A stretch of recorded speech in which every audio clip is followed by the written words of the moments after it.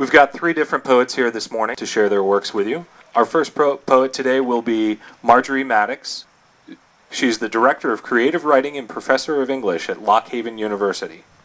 Marjorie is very interested in how poems reconnect people to place, community, and their own heritage. In June, she led a workshop at the Chautauqua Institute about this very topic, and also gave a talk on bringing poetry to the people. She has 8 published collections and 2 children's books. So, bringing some poetry to the people today, Marjorie Maddox.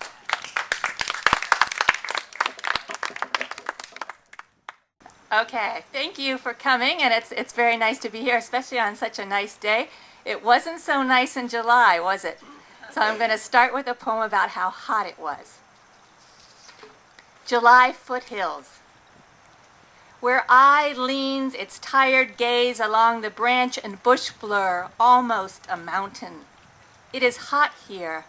The haze hovers like smoke signs, hoping for help. What can the eye answer, so small on the other side, the valley's shallow voice shriveled below? Over the edge of hill the view comes, the lying promise of night. And I live in Williamsport, and as you know, the Williamsport, the Little League World Series is going on right now, so I wanted to read a poem about that. How many of you have ever played Little League? Or been to a Little League game? Or been to the World Series? Okay, it's really quite an interesting experience, a cool experience. I was one of their authors for 2 years there, and it was just a thrill to meet these kids from all over the world. The Little League World Series, first play. Teams crowd the hills, fill in the land along the river. Uniforms like patches of colorful cows amidst the fields. All the corn points to the ballpark. The small towns downtown leaning in for the anthem. It is time to begin.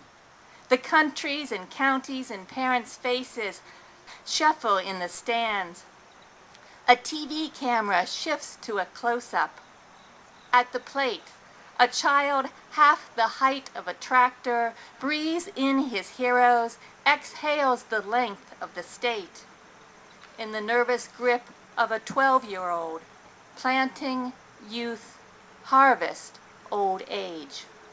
I've also co-edited with the poet Jerry Wemple, who is originally from Sunbury, this anthology, Commonwealth Contemporary Poets on Pennsylvania, which is kind of a poetic examination of the state and its order geographically.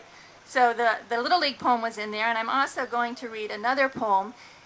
This one's told from the point of view of a young Amish girl who is 16, but unlike her contemporaries, she is not learning how to drive. So you'll see that little tiny rebellion at the end where she's kind of thinking about, fantasizing about pressing the accelerator down. Buggy ride at 16. Love not the world, neither the things that are in the world, the lust of the flesh, and the lust of the eyes, and the pride of life. Often they snap photos, crisscrossing through town in that world beside ours we do not touch. With their clicks and Kodaks, they take with them 3 strands unstuck from my bonnet, limp against skin, the vacant nothing I give them of eyes, whatever they want. They do not want me, the cloth coarse in their unfarmer hands against city knuckles, or they do.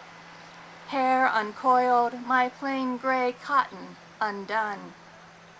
We have been warned of the curve of the cars, the clutter of notes, the zigzag of broken mouths.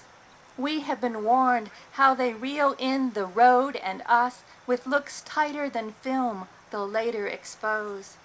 We have been warned to look out, away, anywhere else, our Father which art in heaven. Like a daughter, I stare at the road, and my Father's hunched back. I push my foot to the ground.